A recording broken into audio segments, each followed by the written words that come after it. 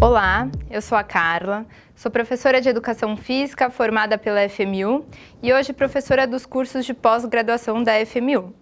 Hoje eu vou falar para vocês um pouquinho sobre o diabetes.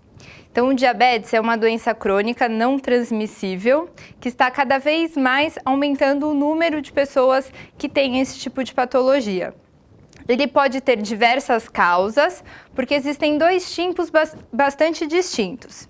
Então, o diabetes tipo 1 é uma doença autoimune, em que o nosso sistema começa a agredir as células do pâncreas que produzem a insulina. E por esse motivo, a insulina para de exercer a função de levar a glicose que está no sangue para dentro da célula. E aí ela é detectada com aumento dos níveis de açúcar no sangue. O diabetes tipo 2, ele pode ter diversas causas, dentre elas a obesidade, em que o tecido adiposo, o tecido gorduroso, produz algumas substâncias que começam a interferir no papel da insulina de levar esse açúcar do sangue para dentro da célula. Os principais sintomas do diabetes é fadiga, cansaço excessivo, muita urina, muita sede e perda de peso excessiva num período de tempo curto, tá certo? O diabetes tipo 1 não pode ser prevenido, mas pode ser tratado.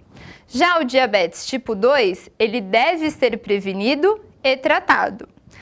Como forma de prevenção do diabetes tipo 2, nós temos principalmente mudanças de hábitos. Quais são eles? Alimentação regular e atividade física regular. O que as pessoas deveriam fazer? Manter esse nível de atividade física aumentado, ou seja, atingir a recomendação de acordo com a Organização Mundial de Saúde, que é cumprir os 150 minutos semanais, que podem ser fracionados em até 5 vezes na semana, desde que durem no mínimo 10 minutos. Então, a sugestão é que todo mundo faça no mínimo 30 minutos por dia de atividade física, que pode ser dividido em 3 séries de 10 minutos cada. Isso já é o suficiente para prevenir o diabetes. Agora, quando nós falamos de tratamento, isso precisa ser um pouquinho mais regularizado e essa intensidade e a frequência um pouco maior. Para tratar o diabetes tipo 2, nós precisamos atingir 300 minutos semanais, ou seja, 5 vezes na semana de 60 minutos. E não necessariamente precisa ser só um exercício regular, pode ser uma atividade física. E qual que é a diferença entre atividade física e exercício físico? Atividade é qualquer movimento que tire você do repouso, como, por exemplo, ir caminhando até um restaurante ou até o ponto de ônibus. Isso é movimento, isso é atividade física. Exercício é um movimento estruturado, programado, que tem um objetivo pré-estabelecido. Quando a gente tem um potencial para reduzir a glicemia capilar, o ideal é que a gente junte movimento, então que a gente se mantenha ativo durante o dia e, além disso, consiga incluir na nossa rotina um exercício programado. E aí a gente potencializa essa queima de glicose, esse consumo de glicose excessivo. E como que eu sei se eu estou ou não com diabetes, tanto tipo 1 quanto tipo 2? Os principais exames para diabetes é a glicemia de jejum, que é aquela glicemia, o exame de sangue que a gente verifica o quanto de açúcar tem no sangue após um jejum prolongado. Se estiver acima de 126, esse indivíduo já é considerado diabético. Se estiver entre 100 e 125, é aquele indivíduo que está num quadro de pré-diabetes. E abaixo de 99, ele não é diabético. E se eu estiver com pré-diabetes, o que eu devo fazer? É exatamente essa população que a gente tem que atuar muito bem. Por quê? Se essas pessoas fizerem atividade física e cuidarem da alimentação, com certeza elas não adquirirão o diabetes. Então, são pessoas que precisam fazer exercício e precisam cuidar da alimentação exatamente para não chegar mais para frente num quadro de doença como o diabetes. Para o diabetes tipo 1, que já é um outro perfil, que é aquela doença autoimune, o tratamento não é só mudança de hábito.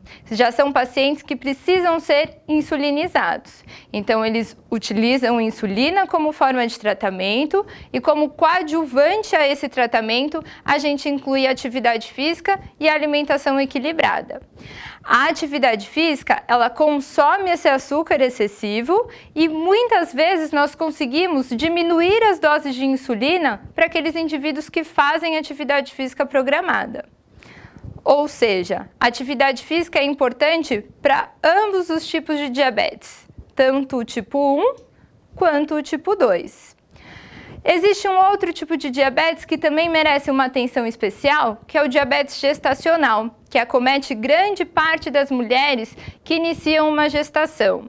São mulheres que têm um aumento de glicose, exatamente por uma diversidade de hormônios que está na corrente sanguínea dessas mulheres devido à gestação e que começa a atrapalhar o metabolismo. E mulheres que têm diabetes gestacional, elas aumentam a probabilidade de serem diabéticas após a gestação. E o seu bebê também tem uma chance maior em se tornar um adulto diabético. Por isso é importante que, mesmo durante a gestação, essa mulher se preocupe com a sua alimentação e principalmente com a atividade física. Se ela continuar mantendo os hábitos que mantinha antes da gestação, se já fazia atividade física ou se não fazia atividade física, iniciar uma atividade acompanhada, bem estruturada, com certeza esses riscos diminuem. Por isso, todos os indivíduos deveriam manter-se ativos. Esses e outros temas nós abordamos nos cursos de pós-graduação da FMU. Convido todos vocês a fazê-los e conhecer profundamente todos esses temas entre exercício físico e doenças crônicas não transmissíveis.